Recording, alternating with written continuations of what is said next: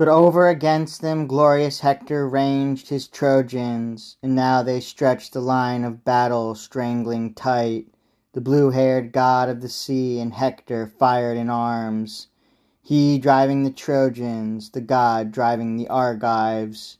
And a wild surf pounded the ships and shelters, squadrons clashed with shattering war cries rising.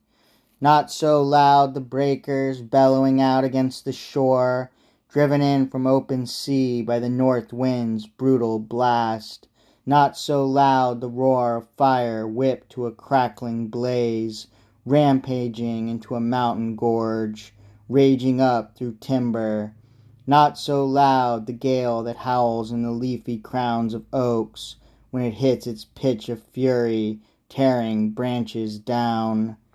Nothing so loud as cries of Trojans, cries of Achaeans, terrible war cries, armies storming against each other.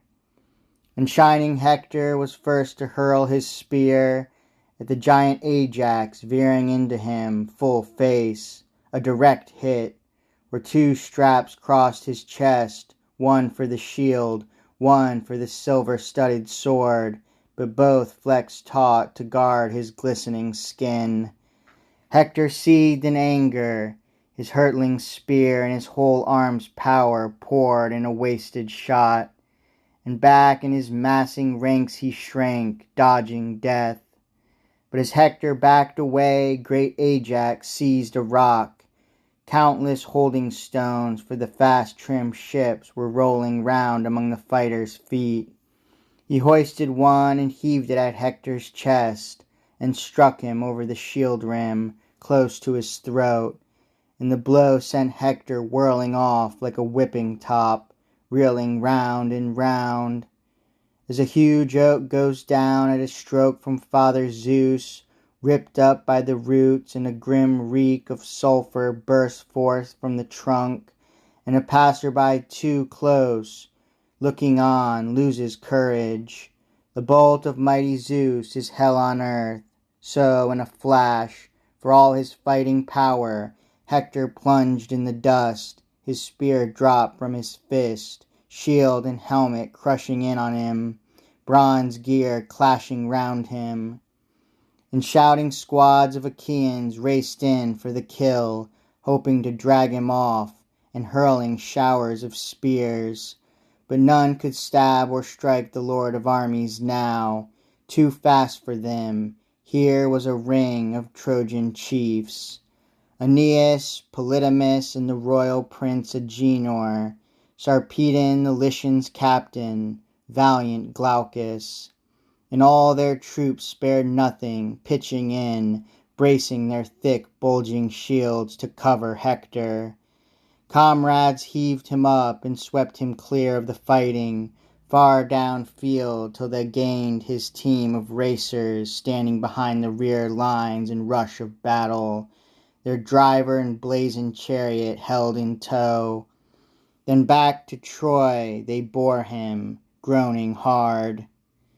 But once they reached the ford where the river runs clear, the strong whirling Xanthus sprung of immortal Zeus, they lifted him off his car and laid him down on the level bank, splashing water over him. Hector caught his breath and his eyes cleared. He crouched down on his knees to vomit dark clots, then slumped back down, stretched on the ground again. And the world went black as night across his eyes. The force of the blow still overwhelmed his senses. But Argive units, spotting Hector in full retreat, charged the Trojans harder, their lust for battle rising. And first by far was Oileus' son, quick little Ajax. He lunged out, and his spearhead skewered Satnius, Enops' son, the lithe nymph of the ford once bore to Enops, tending his flocks by Satniois' banks. Now the renowned spearman Ajax rushed against him, slashing him down the flank, knocking him backward. Trojans and Argives swarming over him, out for blood. Shaking a spear, Polydamas moved in fast to the rescue, Panthous' son lancing the right shoulder of Prothoenor, Areilycus' son, and the heavy shaft impaled his upper arm. He pitched in the dust, clawing the earth with both hands, and Polydamas shouted over him, wild with glory now, "Here is another spear that leaped from my strong arm, from Panthous' brave son, and hits its mark, by God. It's found its home in an Argive's waiting flesh, a crutch in his grip, I'd say, as he trudges down now to the house of death."